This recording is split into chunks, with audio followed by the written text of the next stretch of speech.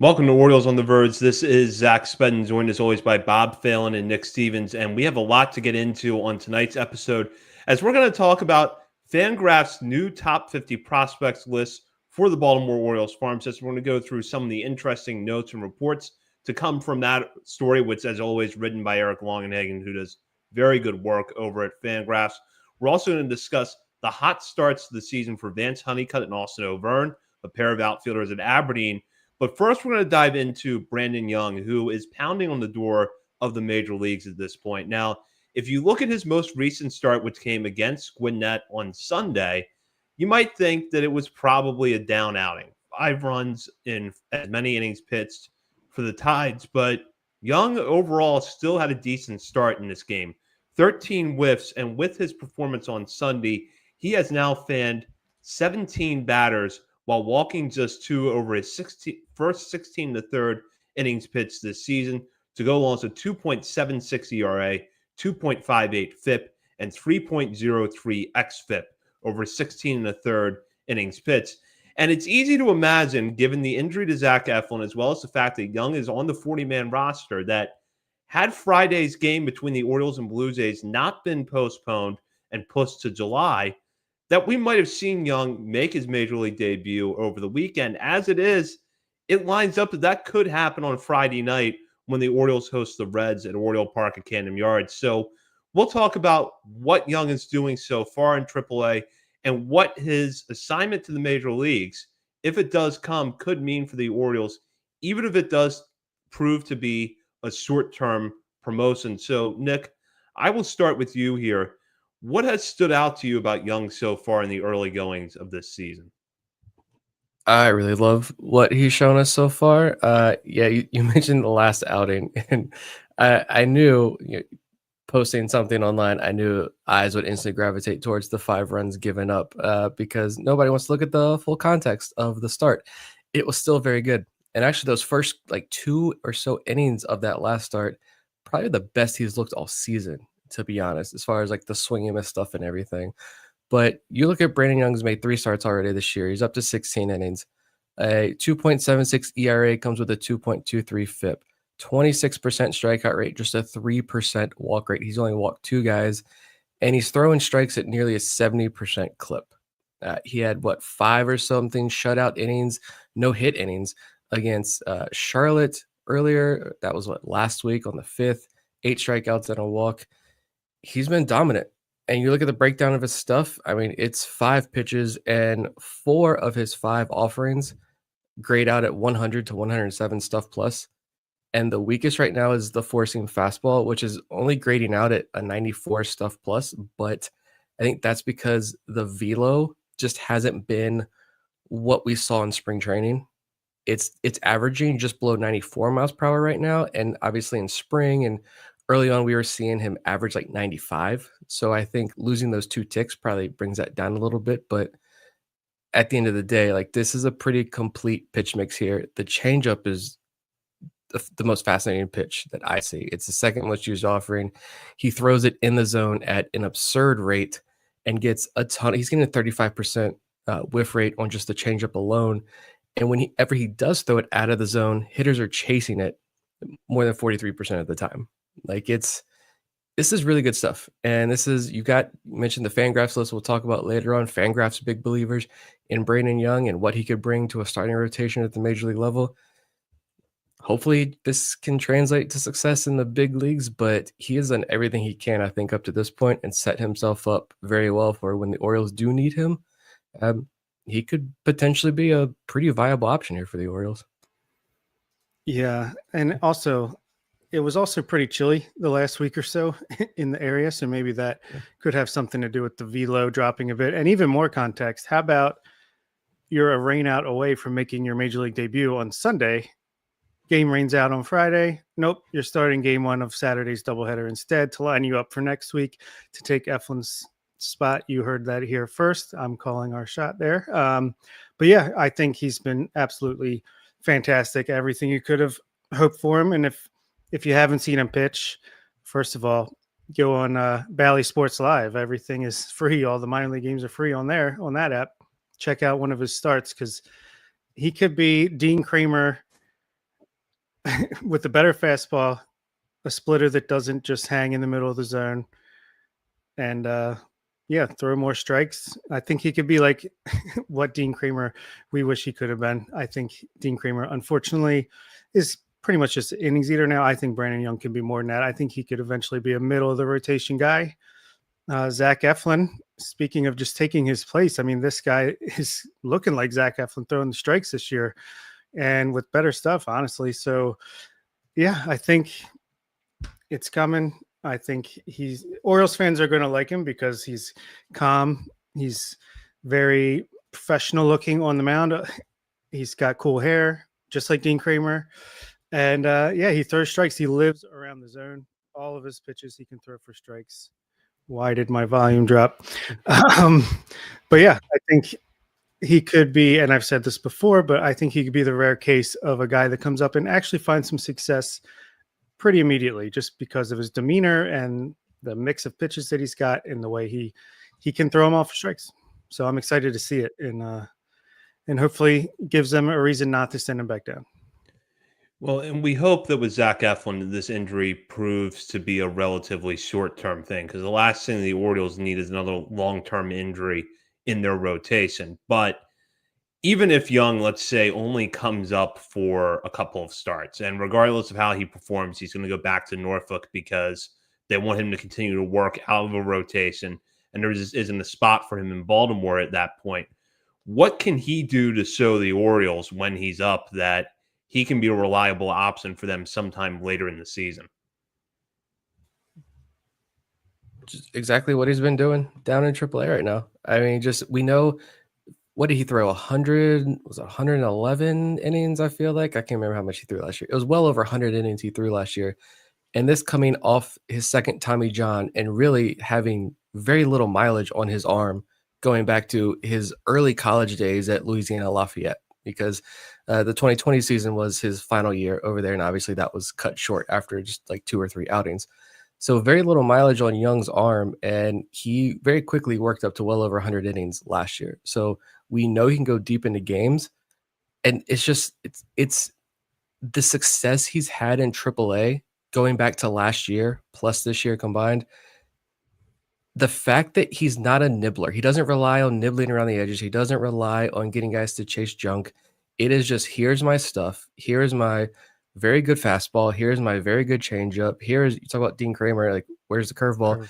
Brandon Young's curveball isn't going anywhere. Like, this is like 2,800 RPM curveball with a ton of great shape. Like, that's a pitch that's going to stick around with him as well. Like, you've got all this stuff with Brandon Young that he throws, he's so dominant in the zone already. Again, he has to make that jump to the major leagues, but it's there. Like, he's got nothing left to prove down in AAA. So he's going to be able to give you some innings, hopefully. And the fact that it's not like a Chase McDermott or DL Hall where you're hoping, can you get it in the zone? He's already lives in the zone. So that's what kind of is making me a lot more optimistic about Young.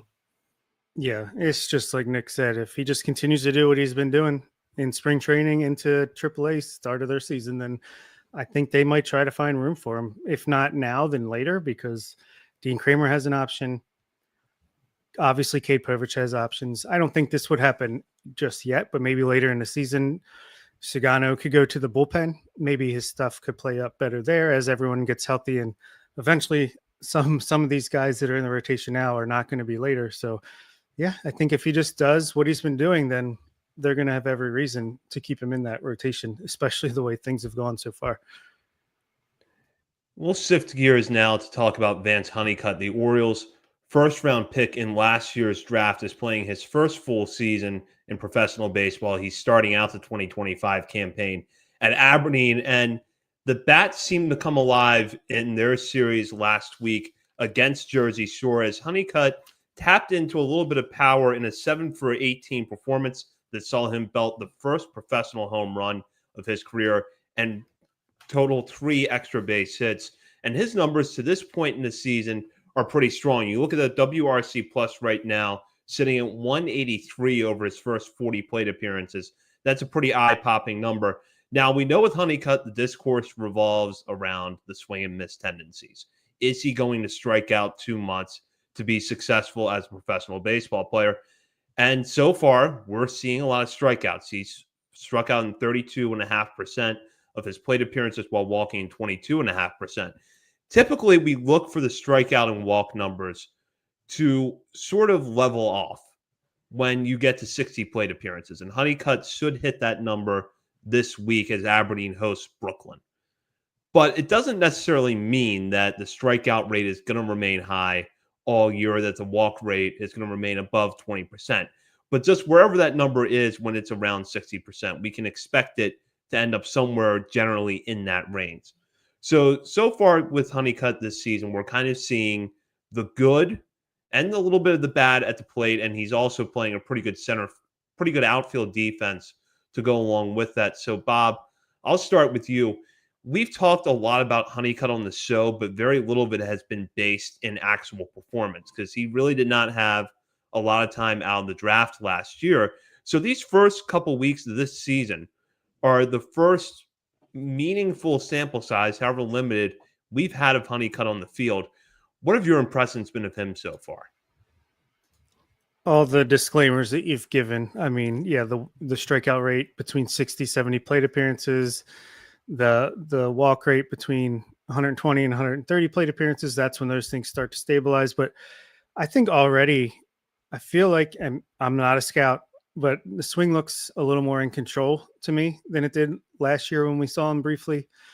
Maybe it's just because he's making more contact that it feels that way. But yeah, I like what I've seen. Obviously, the results are great, so that's good. But he's hitting the ball hard when he hits it, and he's flying around the bases. He's got a double, a triple, making some great defensive plays. Yeah, I can't complain. And now that he's actually putting results to the field, then that just gives me more confidence that he can at least put himself in a position to where him and the team can work together to get him to where he needs to be in a few years to help the major league team. Yeah, you mentioned the weather with Brandon Young. This was all four levels, and Aberdeen specifically was playing in, I think the broadcast they mentioned a couple of times where it got down to like 35 degrees for some of these games. So that's why I think you saw a lot of like random little injuries. I think Thomas Sosa hit the IL because of, ankle thing. Like guys like rolling ankles, things aren't getting loosened up. The ground's harder. I don't know what's going on early on in the year, but a lot of talk in that Aberdeen broadcast about hitters and, who has it tougher this cold early in the year, the hitters or the pitchers. And they seem to believe it was the hitters. Well, Aberdeen hitters didn't get the memo because there was a lot of hard contact in that series. And Honeycutt was in the middle of that. Yes, the strikeout rate is high right now at 32%, but when you're running a 22.5% walk rate, I like that part of the game. And he's got a 72% contact rate right now and a 9% swinging strike rate. And if you look at his very small sample size last season, he had a 59% contact rate and a 17% swinging strike rate. So don't want to get ahead of myself when it comes to any of these guys and 9-game sample, but I think all things considered and understanding who Honeycutt is and his massive deficiencies, I don't really think you could ask for a much better start from him through 9 games. So I'd love to see the breakdown between like individual pitches. Like, is he getting hammered with sliders and not making any contact there? Is this all against fastballs against, more inexperienced high A pitchers? I don't know, but baby steps through 9 games. I'm pretty pleased with what I've seen from Vance Honeycutt. Yeah, there's a lot of long sleeves in those games, especially over the weekend, but really the last week and a half. And yeah, honestly, velocity might be down a little bit because of the cold weather. I'm sure the bat speed's down. I'm sure the bat speeds this past week will be a little bit slower than in the middle of July when it's 90 degrees out there. So yeah, it's also good context to have. Yeah, tuning in a little bit for that Aberdeen at Jersey Shore series. The weather and the conditions just looked miserable up there. And with Honeycutt, I go back to something that Nick said. The lack of contact and the very limited sample size that we saw of him in pro ball after the draft last year was the one thing that kept coming up in off-season reports about Honeycutt. And this is something that I touched on in a Patreon episode this week, which is that depending on what national report on Honeycutt you read, you think that he's one fix away from being a legitimate 5-tool player, or that the strikeouts are just going to keep him from ever being more than maybe a replacement level fourth outfielder who sticks around the big leagues because he's got power and can play center field, but strikes out way too much to be a regular. We have seen a lot of that surrounding Honeycutt since he was drafted out of UNC, and honestly, even going back to before the draft. So it has been nice to actually get eyes on a Honeycutt for ourselves in a little bit of the sample size that we've had so far. And I agree with Nick. Knowing what we know about Honeycutt, this is probably the best start you could ask for. Like 72% contact rate isn't great, right? But it's a big improvement so far through about the same sample size we had last year. So I am encouraged by Honeycutt. I kind of predicted with a lot of these guys in Aberdeen, we expect slow starts, especially from some of the college guys. I mean, not just the international players who are, 20 years old. And very clearly, guys like, we're going to talk about Leandro Arias and Aaron Estrada and some other guys later on. They're playing in this cold weather, probably for the first time in their careers. And you can tell by the way a lot of these guys are dressed that it was a pretty tough week.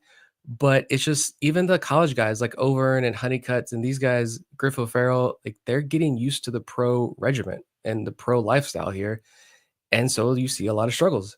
And these guys are coming out of the gates pretty hot, which is encouraging to see. Normally, we saw Matthew Etzel come out the gates hot last year, but we're seeing like this entire Aberdeen roster come out of the gates hot.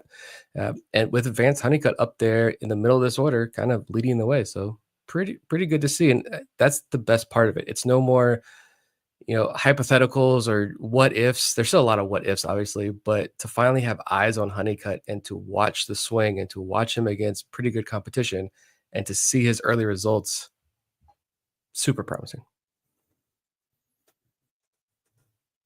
And there's another outfielder at Aberdeen who's getting off to a pretty good start, and that's Austin O'Vern. Through his first 6 games, he's posted a 163 WRC plus while walking 18.5% of the time, striking out a little bit under 30% of the time, but showing plenty of power with 2 home runs. He's also stolen 4 bases. Now, O'Vern did not appear in the 3 games over the weekend, including both ends of Saturday's Twin Bill, as well as Sunday's finale at Jersey Shore.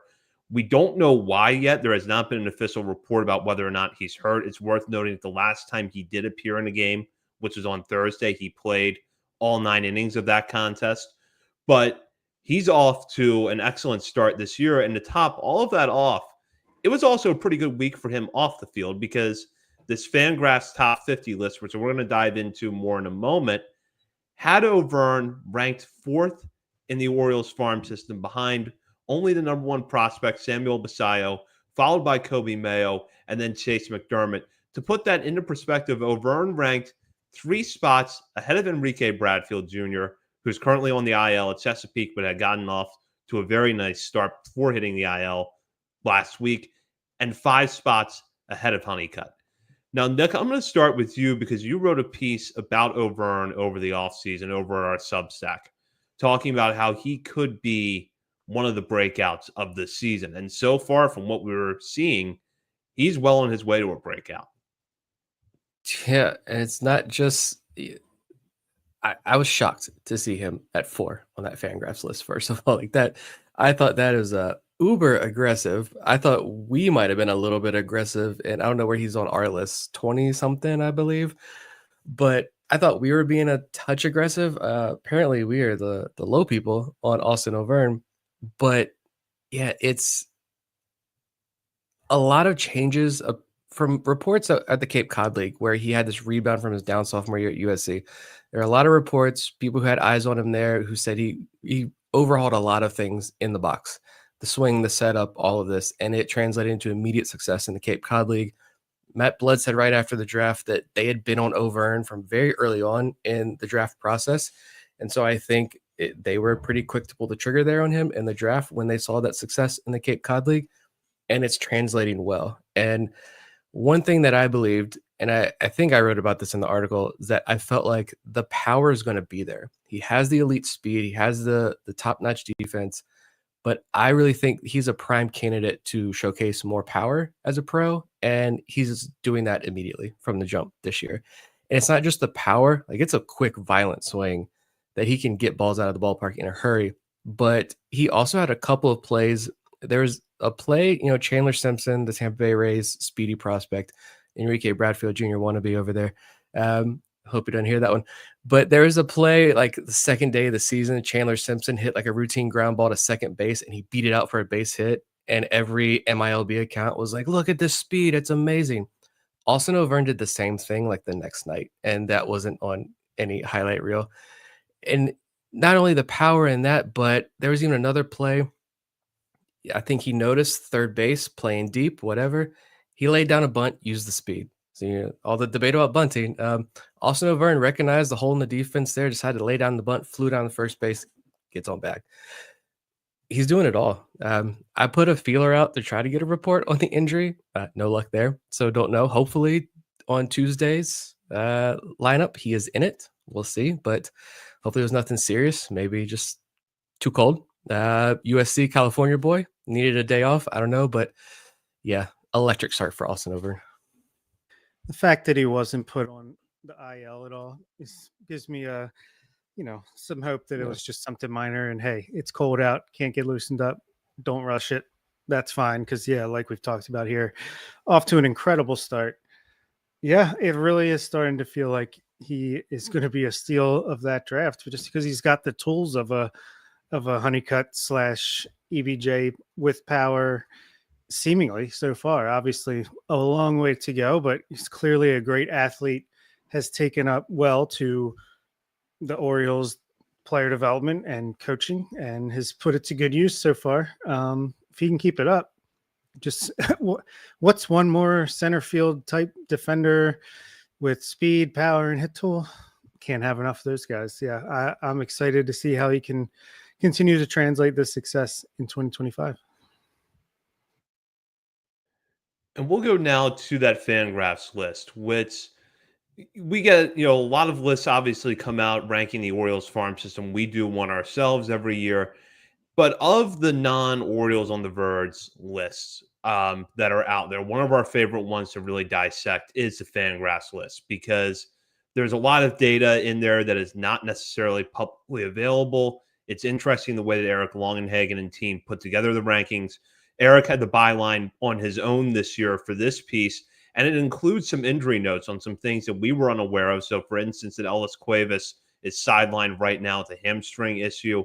There's a couple of other notes in there as well, but the rankings always are interesting, and some can make you scratch your head at first, but then when you dive into these really detailed reports, you can kind of see the perspective a little bit more. So whether that's Elvin Garcia, young international prospect recently signed by the Orioles, ranking 5th overall behind O'Verne, or a guy like Michael Ferret, who we're pretty high on, being all the way down at 24. There's some things in this list that are pretty interesting to sit there and look at. So, Nick, I'll start with you. I know you've had a chance to really go through all of the reports in there. What stood out to you? I mean, I feel like high level, though, when you look at this list compared to our list, yeah, there was shout out to, who was it, EJ in the Discord, who put together the comparison sheet that had where the differences in where we rank guys on our list versus where Eric has his on this Fangraphs list. That was pretty cool to look at. But I think high level, like there's still, when you look at this 10 through like 20 range, it's basically all pitchers. Gibson, Fruit, De Leon, Weston, Nunez, Bragg, Herman, also like pitcher heavy right outside the top 10, which I think that's pretty similar to our list there. But there is one name, I don't know why, just randomly, in the top 50 of this list, plus the bonus sections he puts down at the bottom, which are also very interesting reads. There is a name that is not mentioned at all. You guys know who's missing? Luis Almeida is nowhere to be found. I thought that was pretty interesting from his list there. But yeah, this was a couple things that stood out to me. Where's my thing here? The O'Verne thing we talked about. Trey Gibson, like just nothing really new in the write-up that we didn't already know. But to reiterate a point from Eric's list here, he has Trey Gibson at number 10 on the Orioles list. And he says he's a good roster 4-5, but if the improvements are the improvements for 2024 are start of a trend in his stuff, he's a mid-rotation starter. And last year was just about building him back up after not pitching for a year. So I think there's reason to believe that last year was just a start towards even better stuff. And the Orioles signed him as an undrafted free agent after the 2023 draft. Nobody wanted him. And now you have a national evaluator saying this could be a mid-rotation arm at the major league level. That really stood out to me specifically. But yeah, good to see like the international guys like Esteban Mejia getting some love up on this list. Like, it's fun, and it is unique how he ranks them, but I enjoy the way he ranks them based on, this. I think he kind of looks at like top outcome and ranks them that way, which, I think it makes this list a lot more interesting to read. Yeah, I do have to give him credit for he is not just following a trend. He's doing his own thing over here, and for better or worse, he's going to live or die by that. And I think he's fine with that. Still, one of my favorite interviews we've ever done on the show, having Eric Long and hanging on here. I want to say 2021 or 2022. He takes chances. He's been wrong before. Colton Cowser, he was wrong flat out, but he has also been pretty right when it comes to taking his chances on guys. And look, Braxton Bragg, number 16, he's setting the tone right there. We'll see what happens when our list drops in April. But Elvin Garcia up at 5.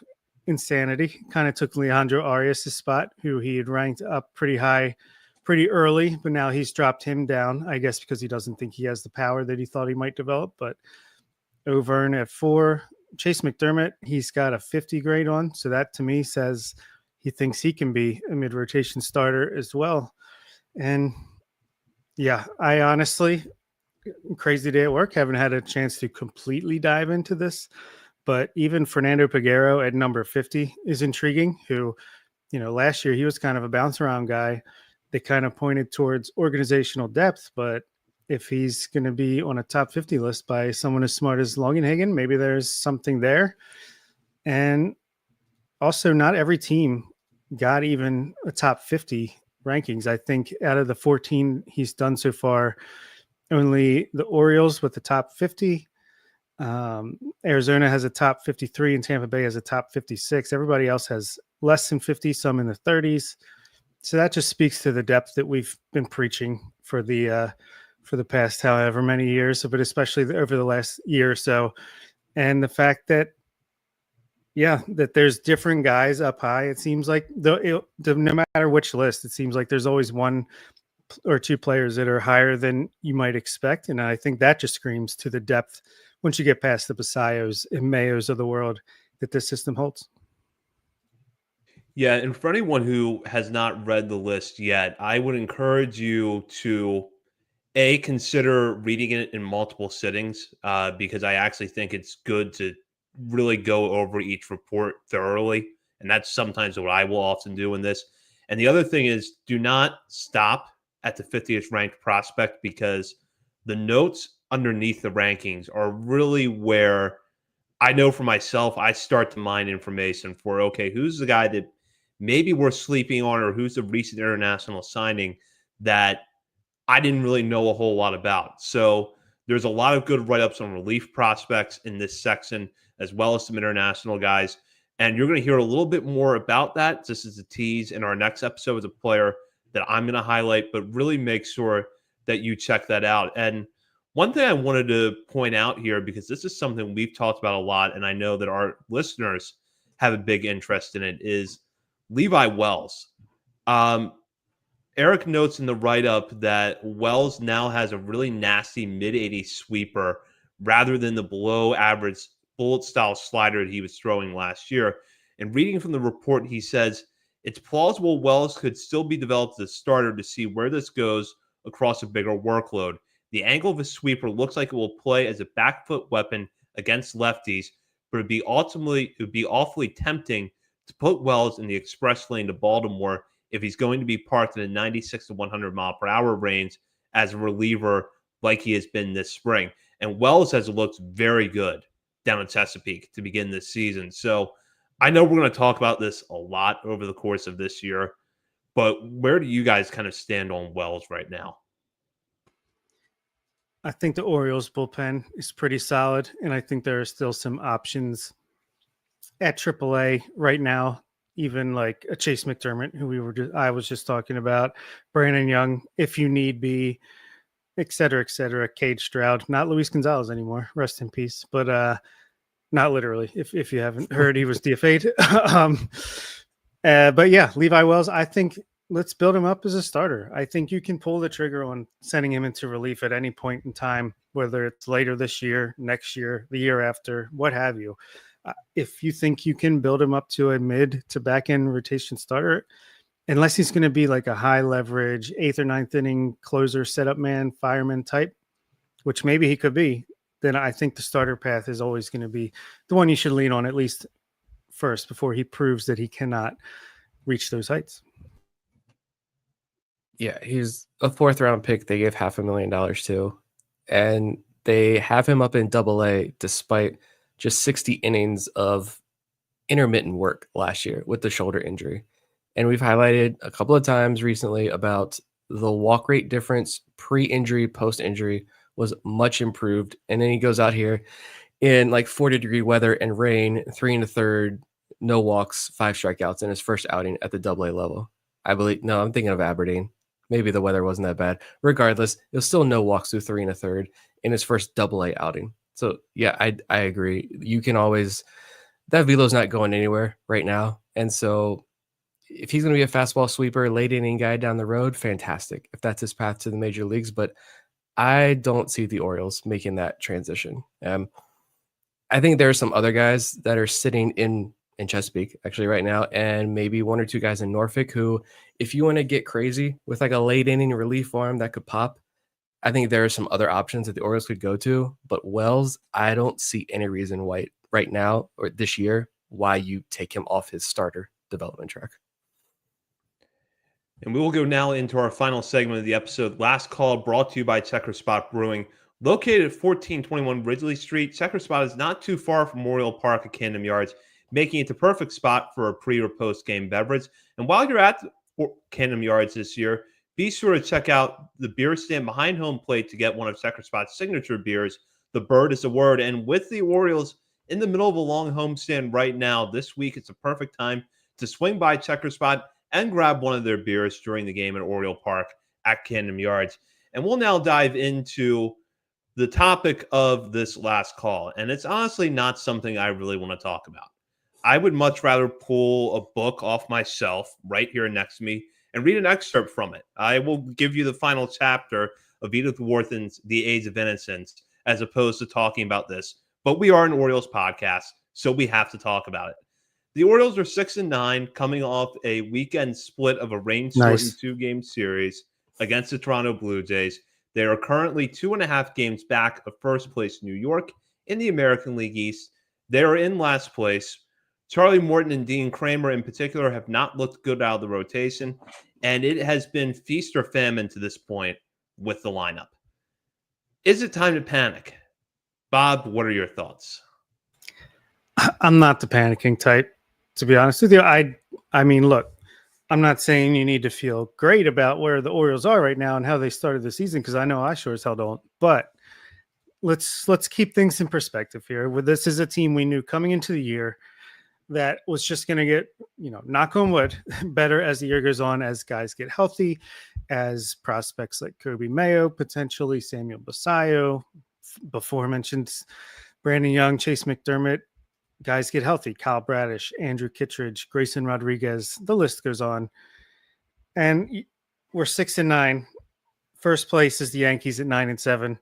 Blue Jays are 9-8. Rays are 8-8. Red Sox are 8-10. We're 2.5 games out of first place in the AL East. It's not like, oh my God, what a hole we have to dig out of. Yeah, it is a hole that we're going to have to dig out of. But honestly, I was more concerned after that final game in Arizona where Kramer got kind of smoked around. The offense was listless. We got shut out. Then we had a day off, a rain out. Offense came into play this weekend. I thought we saw some fire, some life. I loved when Adley crushed his solo home run, the bat flip, looking at the dugout, getting guys fired up. I love to see that. And honestly, Sunday it was a bad loss, but I was not disappointed. The offense was there again, working at bats. performing well. It was one of the worst scorecards I've ever seen that was like very one-sided against the Orioles. And they still should have won that game if it wasn't for the A bullpen blowing it, which is just not going to happen very often. So, yeah, I would say no, not time to panic. I understand being disappointed, no doubt about it, but just hang in there. Let's see Jackson Holiday. We were talking about the plate appearance threshold to stabilize walk rate. Hopefully he hasn't hit it. No, he hasn't. I think he's like halfway or less than halfway there, but he's only walked once this season. We know he can work a walk if he gets the pitches to do so. So, yeah, I think Gunner's getting warmed up. I could give a million reasons, but yeah, don't panic. Hang in there. Let's get through April, try to be around 500, and then let's take off from there. Yeah, I said week before last, right after the season started, last time I was on, it felt like it was already kind of exhausting that first couple of games of the season. And you quickly realize, at least I quickly realized, that every single night is going to be a battle. Every single night is going to be mentally draining if you are heavily invested into this team. And honestly, talking about before we went live, my trip to Atlanta, went to a Braves Phillies game. It was a great game. Just sit back and watch the fan. It was an amazing baseball game. And I get home from Atlanta. I'm like, I didn't watch the Arizona series because traveling, but I'm like, I felt good. I was at a ballpark for the first time this year. The sights, the smells, all that stuff. I felt rejuvenated. And I was like, why? I don't need to be rejuvenated here like early April, but that's where the Orioles have brought me right now, unfortunately. And then that Blue Jays series, yeah, it was promising. Like the bullpen has been a strength, and Gregory Soto let us down. I think that's going to happen. Felix Bautista is going to blow games this year. Like it's going to happen with these relievers. But I do agree the offense did show some life, specifically Gunner showing some life. I need more of that from Adley, the bat flipping. I need from somebody. Like, we don't need an asshole out there on the field, but like we need some energy on this team. And we don't know what's going on behind the clubhouse. There's obviously a ton of high character, high energy guys on this team, but I need to see some emotion. Like I think it'll fire up the fans, help fire up that dugout. If you want to panic. I don't have the energy to do so at the moment. Like nothing can be done about the offseason at this point. Injuries are going to happen. Unfortunately, the Orioles were hit pretty hard early on. But this roster is also not the roster that the Orioles are going to end the season with. And like ignoring the fans who just want to spew negativity and hatred on social media no matter what, we're all tired already. I feel like on April 14th, we're mentally exhausted when we should still be in the honeymoon phase of baseball season. But yeah, that's how the dice is rolled so far. You mentioned the Orioles are only 2.5 games out of first place with 147 games to go. I was a history major, not a math major, but I think there's enough time to climb to the top of the division. Cedric Mullins' contract year boom is for real. Like Adley, the numbers look fantastic. Gunner was crushing the ball, and he finally found success this weekend. Just needs some time to settle in. There's a lot of low-hanging fruit, I think, that you could pick at to get this offense. It's a middle-of-the-pack offense right now, up to the top of the league. You mentioned Holiday. Kerstad may be walking some more. He seems to be settling in a little bit more. The pitching is what it is. If it can just help us survive halfway through the year, then I think this team will be in a good place. But yeah, it might be impossible for some to believe that you can be optimistic still about this team and not because you're just sucking orange Kool-Aid all day, every day. Like, I'm not happy with this rotation either, but what good is just sitting here complaining and whining going to do? I'm going to keep watching every single night without scrolling through social media because it's very good for the mental state when you do that. We can fire up the Misery podcast in a month or so if things haven't changed. Honestly, sorry, one last thing, not to be toxic positivity over here, but the thing that keeps me going is if the Orioles are miserable, I turn on the minor leagues and there's always something worth watching and getting excited for. So yeah, I'm not at all happy with what I've seen from this team so far in the first couple of weeks of the season. The rotation has been up and down, but I think we kind of knew to expect that. There's been a few games where the offense has really underperformed, and I think that's going to be the key thing going forward is minimizing that. And if there is a positive to take away from the Toronto series, you're both right, is that the offense held up its end of the bargain. You have a tough Cleveland team coming to town. And I'll just say this. If they can get through the next 6 games at 500, I would be okay with that.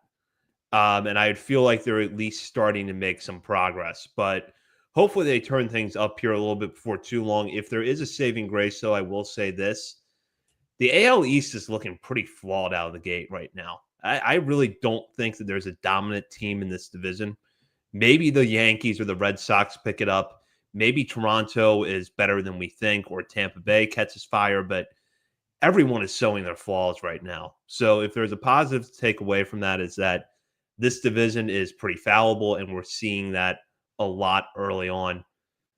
And with that, that does it for this episode. We will be back later on this week to break down some of the hot starts among minor league pitchers. We're going to point out who's doing well and expect to hear a lot about Aberdeen again in the next episode, but we'll bounce around a little bit more to highlight some other pitchers. In the meantime, you can check us out on our many social media channels, including Facebook, Instagram, Threads, X, TikTok, and YouTube. We're also at Substack, OriolesOnTheVerge.substack.com. And while you're browsing around the internet, be sure to head over to our Patreon community and sign up to become a member today at the $3, $5, or $10 levels.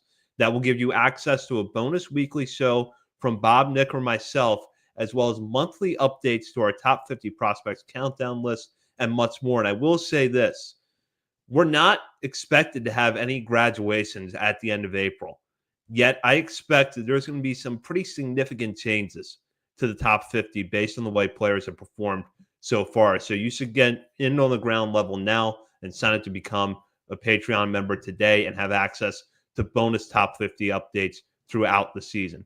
For Bob Phelan and Nick Stevens, this is Zach Spedden. You've been listening to Orioles on the Verge, part of the Believe Podcast Network. Welcome to Orioles on the Verge. This is Zach Spedden, joined as always by Bob Phelan and Nick Stevens. And on tonight's episode, we're going to break down some of the pitchers in the Orioles minor league system that are getting off to hot starts. And there's a lot of arms at Aberdeen that we're going to shout out, but a handful of other pitchers, including Alex Pham at Chesapeake and Chase Alsop at Delmarva, are off to very good starts in their own right. And that is coming up on tonight's episode. Now, just we're recording this on Monday night. People are listening to this on Wednesday morning. Have your answers changed about whether or not you're panicking about the Orioles based on a game that has not happened yet? Yeah, throw the season away. Sell, trade everybody. It's time to rebuild. Focus on this Aberdeen lineup coming up. I was going to say, who's pitching the next game? Is it Kramer? I don't know. Whoever pitched Tuesday night, man, that 9-inning shutout was amazing. Go Orioles. It's Charlie Morton, so that might not happen. Okay, ignore what I just said.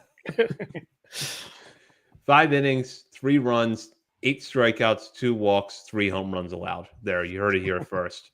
Now, we're going to dive into some of the pitching in the Orioles minor league system on this episode.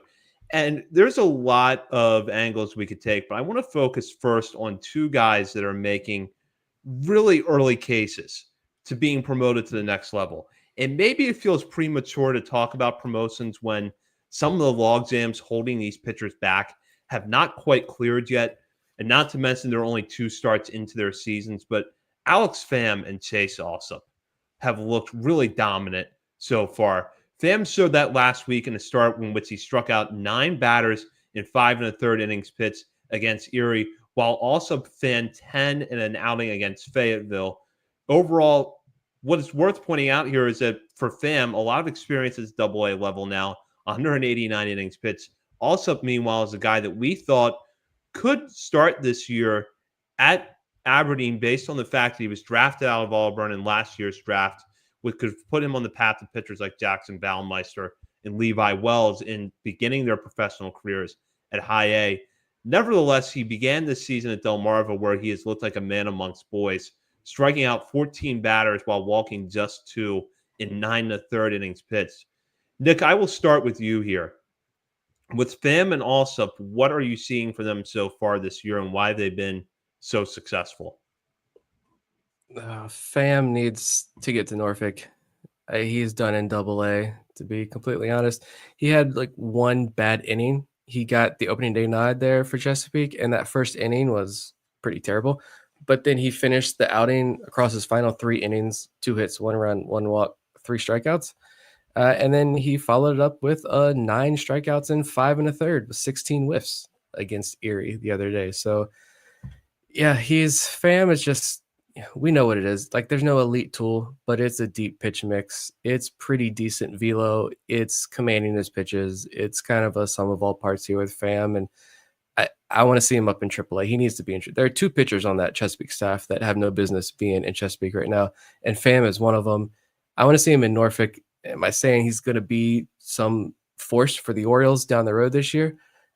Maybe, maybe not. No idea. But I do want to see him in AAA to see how that stuff plays at the AAA level, because he's done all he needs to do at this point there. And with Alsop, that was fun. That outing, didn't get to watch that first one in Salem. I don't know what happened to Salem. It's normally a really good broadcast and camera view, but this made Delmarva's old, bird's eye view look like a close-up shot. So couldn't watch those first 3 games of the year, but man, this last outing, when he's getting 10 strikeouts on 19 whiffs, fastball running into the upper 90s, like, I agree with, I know, Zach, you made this point in the Patreon episode this week, like, how much is he being challenged in low A? And I do question that as well, but I imagine, though, given that he has this deep pitch mix and there's changes, they tinkered with him. So maybe I get wanting to maybe let him feel comfortable with some tinkering that they've done, let him build up. He only had 60-something innings last year at Auburn. He was in the rotation, then he wasn't in the rotation, then he was back in the rotation. So limited innings. So I get wanting to build him up, let him settle in, and also, the log jam, yada, yada. But he did look like a man among boys down there against Delmarva. And you're talking about the Fangraphs list earlier on the last episode. Longenhagen also did a chat afterwards, and someone asked about Chase Alsop, and his response was he was 96 to 98 for most of his outing. This is that second outing, I believe. Cutter at 88 or so, slider 80, 82. Threw about that was the first outing. Threw about that hard each of his first 2 outings. Careful not to get too overzealous with him. That body is scary. Okay. And he's had a volatile performance in the past. Of course, he says claro, but of course, for the non-Spanish speakers, I have a favorable grade on him. For a guy who was a 4th rounder last year to be a 40 plus already is nuts. So promising as well there for Alsop. But yeah, he looked really, really good there in his outing this week. Yeah, Alsop looked awesome. I don't know if they're going to pull the trigger this early, but I honestly think they probably should. I'm looking at the depth chart here. I think there's going to be an opening at AAA Norfolk coming up very soon. So I could easily see Alex Pham sliding up. He's just not being challenged very much, I would say, at AA, repeating there. I think he's had enough of AA trying to get him up to AAA, and I'd like to see the data as well. And I'm assuming Peter Van Loon is the other guy you're talking about there. I was going to say Keegan Gillies. Yeah, him too. But Peter Van Loon as well, so 3. Yeah. Yeah. So I don't know if, like, say Pham takes Brandon Young's spot at AAA, if that just gives them a chance to Edgar Portes, bad outing last time out, but Edgar Portes or Juan Nunez, maybe that's their chance to get more balk innings. They've been used in shorter stints so far. Or if they would move up someone from Aberdeen, I'm just not seeing anyone that they would really pull the trigger on that quickly with to make room for Alsop. But I don't know. Alsop might be the guy that you don't really need to make room for him. You just kind of get him up there, get him challenged and make it work, because it seems like he's got a lot of upside. And like you said, you like to see him get challenged. That's the only way to get better, unless you're working on stuff. But yeah, I think both of these guys have been flawless so far, and I agree they need to be moved up sooner rather than later. Nick, I know you've been pumping out a lot of data on these pitchers over on our social media, particularly at X. And how do you gear yourself up for that?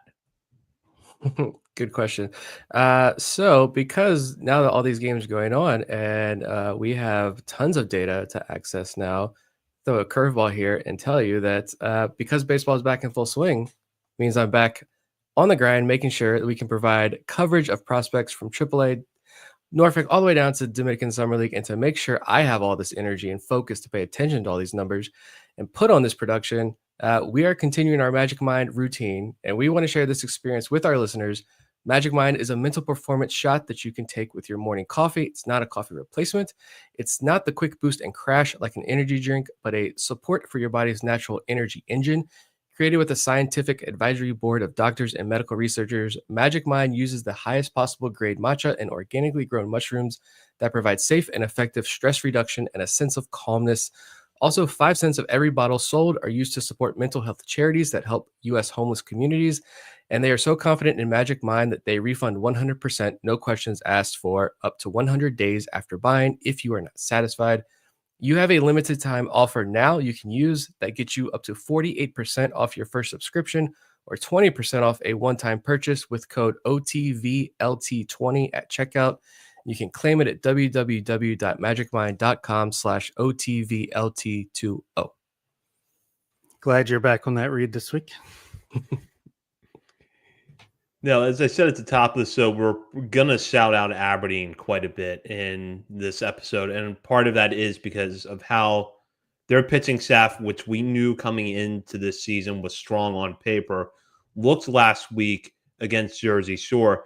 And the first guy I'm going to start with is Braxton Bragg, who was excellent in his second start of the season. He went 5 1/3 innings pitched without giving up a run, allowing just 1 hit, striking out 8 and walking 2. That allowed him to pick up the win. And this has been, for Bragg, a real journey over the last year or so. Guy kind of unheralded coming out of Dallas Baptist in the 2023 draft, put together an excellent season last year at Delmarva that was really bolstered by maybe the strongest second half of any pitcher in the Orioles minor league system. So he was on our top 50 list coming into this year. But he stands to move up pretty far right now based on what we've seen in the early goings of the season. And Nick, I know this is something you've been highlighting over on social media. The fastball velocity seems to have ticked up a little bit with Bragg. And although his command was not great in his first start, where he walked 3 batters in 4 innings pitched, it did look much better last week. Yeah, I liked in his first start, the broadcast mentioned he's been 94 to 97, topping out at 98, and now throwing a 4-seamer, a 2-seamer, a cutter, a sweeper, and a kick change. And again, going back to, we know Cade Povich with the kick change, Braxton Bragg apparently developing one. Someone asked Eric Longenhagen if like this is like a system-wide thing. The Orioles are just teaching everybody kick changes. And he said his Orioles contact would not confirm, but when you have multiple pitchers adding kick changes, I think you can put the puzzle pieces together. The second outing, I loved it. The Jersey Shore broadcast, I think their velo gun is better. I know years ago it was like 3 or 4 miles cold, because I remember posting a video being super excited, like when we first started, like, we got velo. And then one of the Aberdeen coaches DMing us and being like, that gun is ice cold. It's like 4 miles per hour harder this guy was throwing yesterday. But I think it was pretty on par. Like, he topped out at 96 in the cold, rainy weather the other day. 8 strikeouts, no runs across 5+ innings. A lot of just awkward swings. I think the stuff just looks so much better with Bragg. Maybe it's a better camera angle, but like the hitters, there's a lot of just the awkward swings, like guys anticipating fastball, but then it's a changeup. So maybe like maybe it's the arm speed looks, between the arm speed and tunneling these pitches very well. Whatever it is, it's working there for Braxton Bragg. Just a lot of flailing around at the plate Thursday night against Jersey Shore. The velo did dip down to like 91, 92 before he got to 50 pitches, I noted. And I was like, oh, here we go. It's cold, but yeah, don't love seeing the velo dip that low that quickly. And then next inning, he was back up to 95. So clearly just maybe working on something there. But he's been very, very impressive his first 2 outings. Yeah, he went from in 2024, before his great second half, being like, this could be an interesting reliever, to after 2024, the second half, being like, oh, maybe like a Darren O'Day type of really solid sidearm or reliever. And now I'm like, this could be a middle of the rotation starter potentially if he can sustain that velocity and continue to tinker with this stuff. Because the arm angle definitely creates another wrinkle on top of the typical Orioles pitcher. So very, very happy with Braxton Bragg's ability to command and lead, and he's already better than the other Braxton Bragg for sure. Two other guys that we talked about a little bit in our last episode, but we want to touch on them more here. Trey Gibson and Michael Ferret. Gibson made his season debut last Wednesday and put together a pretty nice outing. 3 2/3 innings pitched, 7 strikeouts, while allowing just 2 hits with 1 run and walking only a pair of batters. Ferret followed up later in the week, and as part of Saturday's doubleheader, went 5 shutout innings, giving up just 1 hit, striking out 5 and walking 3. And so far for Ferret, through his first 9 2/3 innings pitched, he has yet to give up a run, has allowed just 3 hits, and has struck out 10 while walking 5. So the early returns for 2 of the better breakout stories of the 2024 season in Gibson and Ferret have been very positive here in 2025. Yeah, I think his velocity was like 92, 93 on the fastball.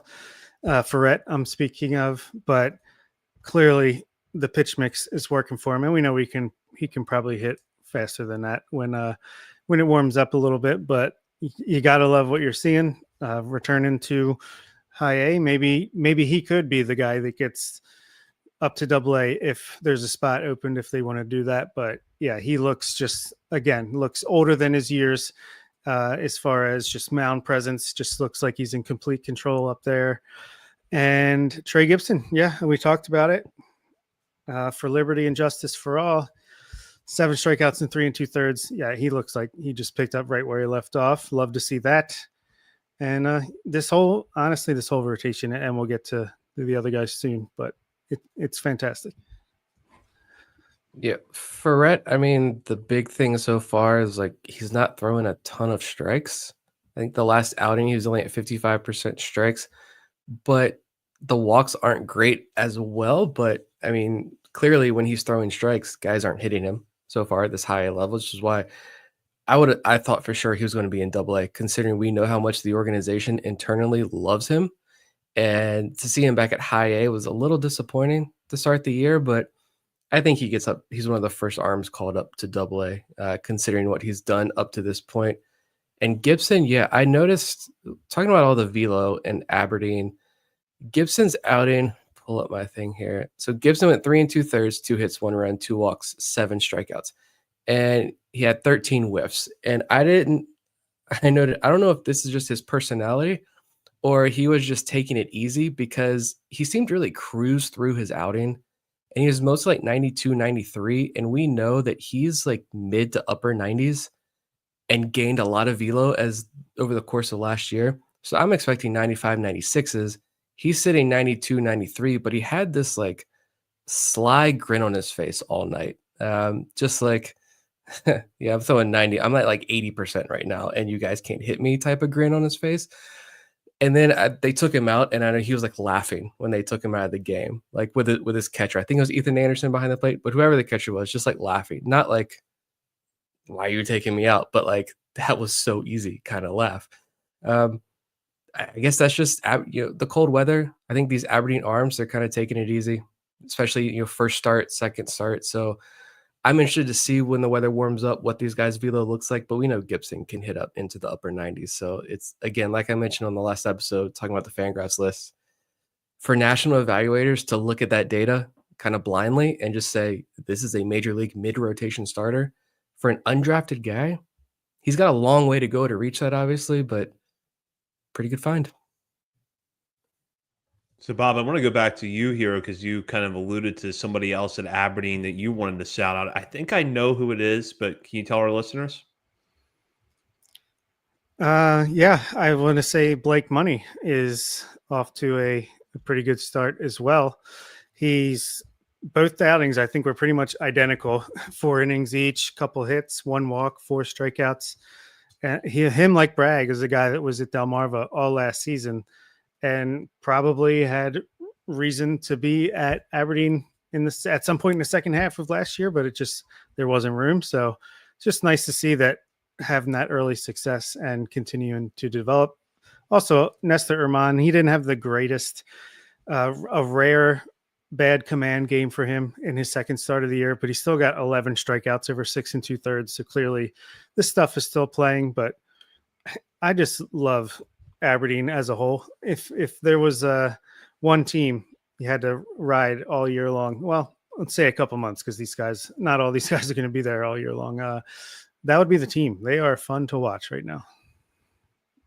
Yeah, and with Herman, it wasn't even the whole game. It was one inning. Like that was it with Herman. I don't know what happened.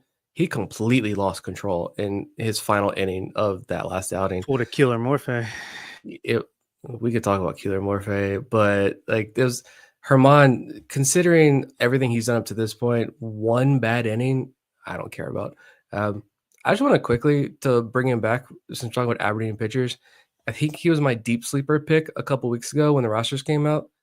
But Dominic Freeberger, 2 1/3 innings, no hits, no runs, no walks, 6 strikeouts.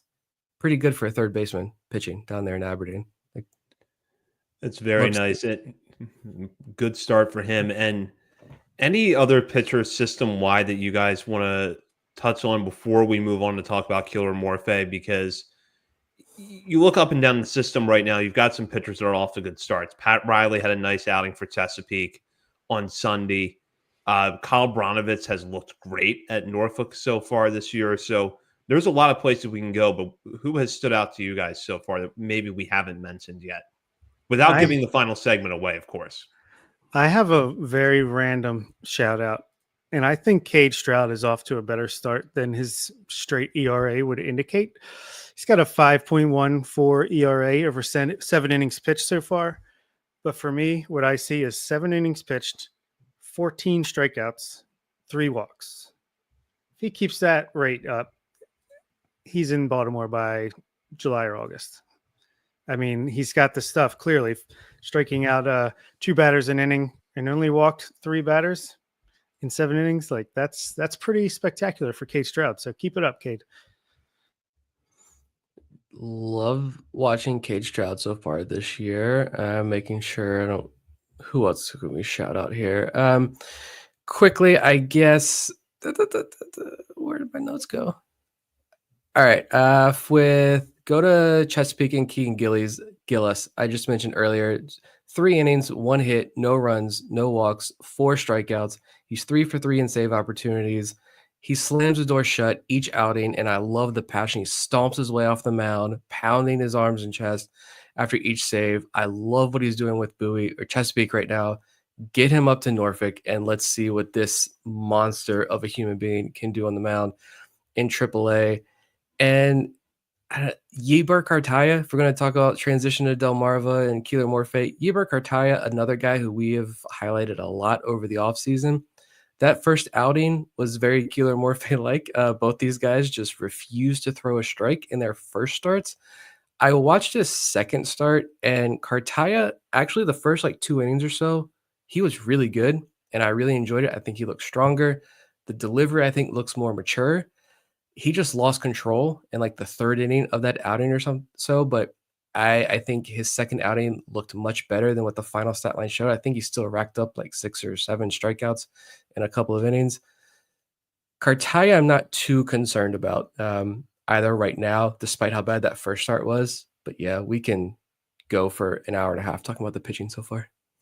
Yeah, and one other guy that I'll just kind of say to keep your eye on here, who statistically might not be off to the greatest start, Acel Correa. You look at the ERA right now for the Shorebirds, and it is a little bit on the high side, sitting at 6.75, but he's walked only 1 batter in 8 innings pitched so far this year with 9 strikeouts.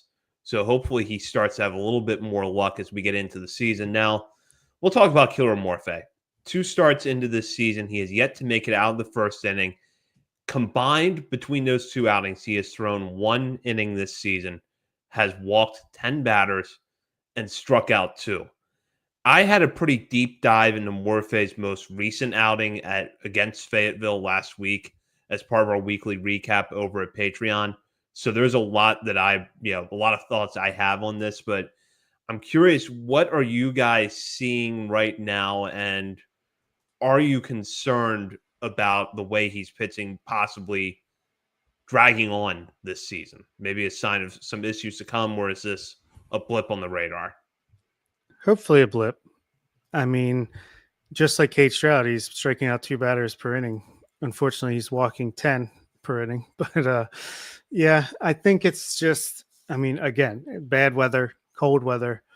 Maybe that has something to do with it. But honestly, why would a batter going up against this 18-year-old with electric stuff even lift the bat off their shoulder at this point until he can prove that he can throw strikes? I mean, it's 4 pitch walks, 5 pitch walks. It's not even close. So, yeah, I think it's just obviously something, the way his delivery is, like you broke it down really well, Zach, on the Patreon episode, but they have to figure out a way for him to be able to hit the strike zone. Even if it's over the middle of the plate, that's better than trying to hit the edges and just not being able to find the strike zone whatsoever. Not really worried long term. He's still 18 years old. It's been 2 outings, the first 2 outings of the year. The stuff is still the stuff, but obviously want to see him last games more than 7 batters or whatever. Yeah, I mean, there's really no way to sugarcoat this or anything. It's been pretty awful, and I do agree. It seems like watching his last outing, it was a lot like the spring breakout game, where it was just that he has no idea where the fastball is going, and that wasn't an issue last year. Like, yeah, he had one blow up outing, I think his last one maybe with Delmarva, but he came up and found instant success with Delmarva last year. But it was a lot like the spring breakout game where the fastball, he might get one over and then he gets a little too jittery and the next one's going above the hitter's head. And it's almost like you can tell. I don't know if I get this, maybe I just sense it. I don't know. But or if the arm speed is actually that drastic. But also, like, why would guys not be swinging? I almost feel like they'd be ready to hammer the slider. Maybe they think he can't throw the slider for a strike either. But it does feel like everything gets slowed down when he throws a slider, and that lands right across the plate, and that's a strike. But then they know he's going to come back with a fastball, and it's going to go over their head in the next pitch. So I guess that's why they're not swinging at the slider either. Although, like, I can tell on MILB TV that the slider's coming because it just feels slowed down. It's weird. I don't know. But I will also say, yeah, the age thing, the organization clearly would not have promoted him from the Dominican Summer League to Delmarva last year if they didn't believe in the stuff. They would not have given him the first inning nod in that spring breakout game or even put him on the roster if they didn't believe his stuff. There are 50 other pitchers they could have given that spot to. And also, he started last year in the Dominican Summer League. He didn't come to Delmarva until, August or something? Could this be the first time he's ever in his life experienced 30-degree weather? That could be a situation as well. Like, the kid, the lights are brighter and the kid is freezing cold and has no idea how to handle himself out there on the mound. Let's give him a couple more starts, but if we're not seeing any progress soon, I imagine there's like an IL stint or development list stint, something to bring him back to Sarasota and maybe calm him down a little bit. Yeah, what I broke down on the Patreon episode is that, to me, and you both hit the nail on the head, the delivery, just the tempo to me is too quick. And you're absolutely right, Nick. You can tell when the slider is coming just based on the speed of the delivery. And in that start against Fayetteville, early on in the inning, he was trying to paint the corners of the fastball and he was missing. He wasn't missing by a ton, but he was missing. And then the more he got himself into a jam, every fastball was up over the hitter's head. He was constantly missing up with the pitch. The delivery was getting faster. The follow-through was getting more exaggerated. I said it kind of looked like seeing a top spin around, the way that Morphe follows through sometimes. And that's how it looked when he got later into that inning against Fayetteville. And really, in these bullpen sessions between starts, I have to think there's going to be a lot of work on tempo. Because to me, a lot of the problems with Morphe, from what I'm seeing, lie there. that he's just working a little bit too quick. He's getting a little bit too amped up. There was a ground ball to Yasmiel Boussaint at first base in that inning against Fayetteville that if Boussaint comes up with it, it's at least an out at second, maybe an inning-ending double play. And, he should have come up with that ball. But then from there, Morphe just couldn't stop the inning. It just kept spiraling out of control. So he's really got to figure out the tempo with his delivery. And I think you're both right that this adjustment to the cold weather is not something that's to be overlooked, especially when he's 18 and has never pitched stateside other than that short stint at Delmarva at the end of last season. So I think he's going to get it eventually, but there's clearly some room for development here early on. I just remember us describing his fastball as attacking the zone with it. And that is not the case right now. This is very much the opposite. It's fine. Give these kids some time. It's all right. It's April 14th. Again, give him 2 more starts. And if he still can't make it out of the first inning, again, the conversation is going to be a little bit different. But he's also still 18 years old. There was a lot. Exactly. Everybody got super excited last year. No reason not to still be super excited about what this kid's doing. It's pretty wild when, again, to reference the Fangraphs top 50 list, they talk about in the Esteban Mejia blurb. They're like, yeah, he doesn't throw nearly as hard as, Keeler Morphe does, the flamethrower Keeler Morphe down there in Delmarva, but Esteban Mejia sits 96 to 98 miles per hour. That's how hard this kid is throwing. So maybe it's a matter of, maybe working with some mental skills coordinators or something and slowing everything down for him. But yeah, and I should note that we didn't get any velocity readings from Delmarva's broadcast when Morphe was on the mound last week. But to me, the fastball velocity looks fine. I don't think that there's an issue there. I think he just has to get his feel back for being able to get the pitch in the strike zone. Absolutely. And with that, now we will go into our final segment of the episode, Last Call, brought to you by Checker Spot Brewing, located at 1421 Ridgely Street in Baltimore. Checker Spot Brewing is the perfect place for a pre or post game beverage when you're checking out the Orioles at Oriole Park at Camden Yards. And when you head to games this year, be sure to check out the beer stand behind home plate where you can get one of Checker Spot's signature beers. The bird is the word. And with the Orioles in the middle of a long homestand right now, this week would be the perfect time to do so. And as part of our Last Call segment this week, we're going to do our usual thing where we highlight players outside the top 30 portion of our top 50 list for something they've done recently, whether it's been a good game, a good week, or maybe just something interesting in their stat line that we want to shout out. Now, I'm going to start with Nick here, who is cheating kind of this week, but he felt it was really important to highlight these hitters, and I don't disagree. So, Nick, take it away. yeah, I missed a week and then I come back and I break all the rules. But yeah, I just wanted to quickly shout out Aaron Estrada and Leandro Arias just because of their starts. We talk a lot about pitching, but these guys down there in Aberdeen, Estrada, haven't seen the power yet, but he's playing, again, we talk about the weather all episode. He's still hitting 353 with an 8% walk rate and a 10% strikeout rate and a 140 WRC plus, 90% contact rate right now with a 5% swinging strike rate. I will say I noticed the other day that he was playing in left field, so I paid close attention to the defense, and it was a disaster, to say the least. He's played 3 games in left field, 1 at short, 1 at third, and 3 at second base. And so when I watch him make some terrible plays out in left field, and then I read the Fangraphs list this morning, and Eric notes he doesn't think Estrada has the hands to play in the infield. That is concerning, but young guy, the bat is playing very well. Would love to see the power spike again when it gets warmer, but he's hitting the cover off the ball, as is Leandro Arias. Wasn't he the walk-off guy at the spring breakout game? So carrying that over here to the regular season, he's doing exactly what I said I hope he would do when we talked about the Aberdeen and roster preview episode. Forget the power, ride the hit tool. And he's hitting 370 with a 149 WRC plus, 12% walk rate with a 9% strikeout rate. He's played third base. He's played shortstop. He's played both very well. Number of highlight reel plays, so paying attention to his defense there. Good range, strong arm. I've loved what both those guys have done, so wanted to make sure we highlight them before they both go 0 for 15 next week and make me look dumb.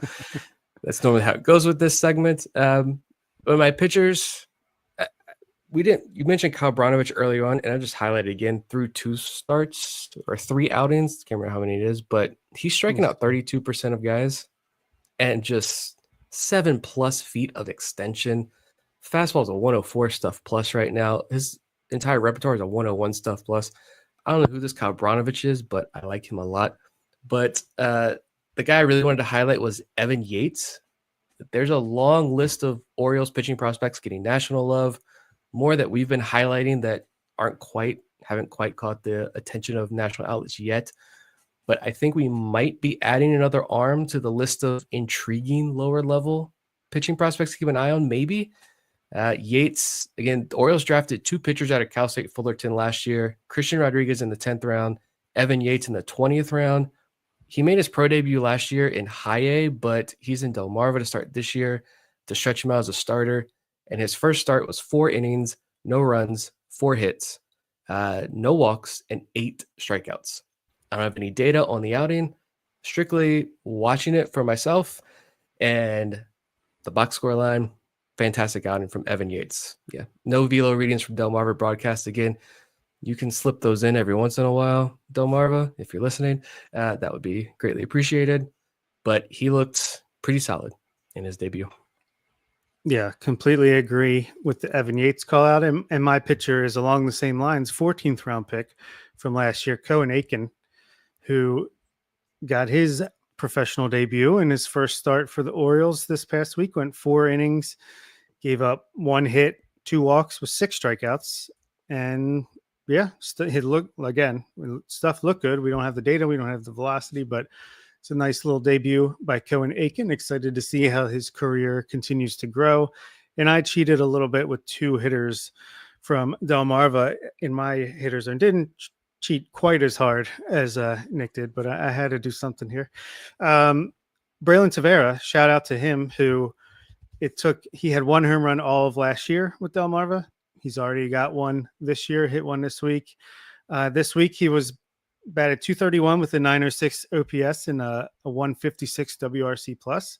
So just for a guy that struggled a lot last year, it was nice to see him have some early success. His overall batting average is still 190, but he's walking 18.5% of the time, has a 190 ISO. If he can just, get that up a little bit, the batting average and everything, that will raise all the ships in the harbor. I forget the saying. Braylon Tavera, still hope to be had there. And then I talked about him a tiny bit on the last podcast, Fernando Peguero, who was a guy that played like at AAA a little bit last year just to fill in, like Nolberth Romero style. And then he had a terrible week in the first weekend with low A Delmarva, but he had a great week this week. He batted .417 with an 1132 OPS, 230 WRC plus, walked 26.3% of the time, struck out 21.1% of the time. Overall, he's batting .269, 732 OPS, 15% walk rate, 123 WRC plus. And for a guy that, can play, again, it could be Aaron Estrada style defense, but he can play all over the infield and the outfield. So another potential utility guy down the road if things break right. He just turned 20 years old in December. I'll start off with my hitter this week, and that's Ryan Stafford. Stafford has gotten off to a little bit of a slow start, especially compared to some guys that we talked about in our last segment, Austin O'Verne and Vance Honeycutt at Aberdeen. But he kind of came along over the weekend at Jersey Shore, going 4 for 13 over the final 3 games of that series, including a 2 for 5 performance on Sunday. And then for my pitcher, I'm going to go with Carter Rustad. And Rustad, a 15th round pick last year out of Missouri, is a guy that you should have on your radar this season. First of all, he's gotten off to a very nice start at Delmarva, 5 1/3 innings pitched, 7 strikeouts against just 2 walks over 3 appearances. And to give a little bit of background, Rustad was actually drafted by the Brewers out of Staley High School in Kansas City, Missouri in the 23rd round of the 2019 draft. He did not sign and then began his college career at the University of San Diego before transferring to Missouri, where he got time as both a starter and a reliever, though he was more so out of the bullpen at Missouri. Not only has Rustad looked good on the field to this point in the season, but he also got a nice shout out from Eric Longenhagen over at Fangraphs. Like I said in our last episode, you need to go beyond the top 50 reports to really get the full depth of Fangraphs list. And the reason for that is for a guy like Rustad, who was shouted out in the final part of Eric's report. Eric noted that the fastball velocity for Rustad so far this season has been 94 to 96 after he was primarily sitting 92 to 93 in college last year. We'll see if he sustains this as the season goes on, but so far fastball velo has ticked up and the results have been very good for Rustad at this point in the year. And with that, that does it for... Oh, go ahead, Nick. I was just saying he has been good. And one more name just to throw out there for a guy who performed well this week, really the first 2 weeks of the year. We're all cool with trading Samuel Basayo because we got Ethan Anderson in the system now. Because, my God, that guy can hit. Hey, Adley Rutschman, who needs to extend him? We got Adley Rutschman Jr. right behind him. He is raking right now, and it's been very fun to watch, really, since he came into the system last year. I suspect we're going to be talking about him a lot this season. And with that, that does it for this week's episode. We will be back next week to break down all things going on in Birdland. In the meantime, you can check us out on our many social media channels, including Facebook, Instagram, Threads, X, TikTok, YouTube, and Twitch. We're also over at Substack, OriolesOnTheVerge.substack.com. And while you're browsing around the internet, be sure to head over to Patreon and sign up to become a paying member of our community today. At the $3, $5, and $10 levels, you will have access to bonus weekly shows from Bob, Nick, and myself, as well as monthly updates to our top 50 prospects countdown list. We're just a couple of weeks away from the first monthly update of the 2025 season, so you're not going to want to miss that. Head over to Patreon today to sign up and become a member. For Bob Phelan and Nick Stevens, this is Zach Spedden. You've been listening to Orioles on the Verge, part of the Believe Podcast Network.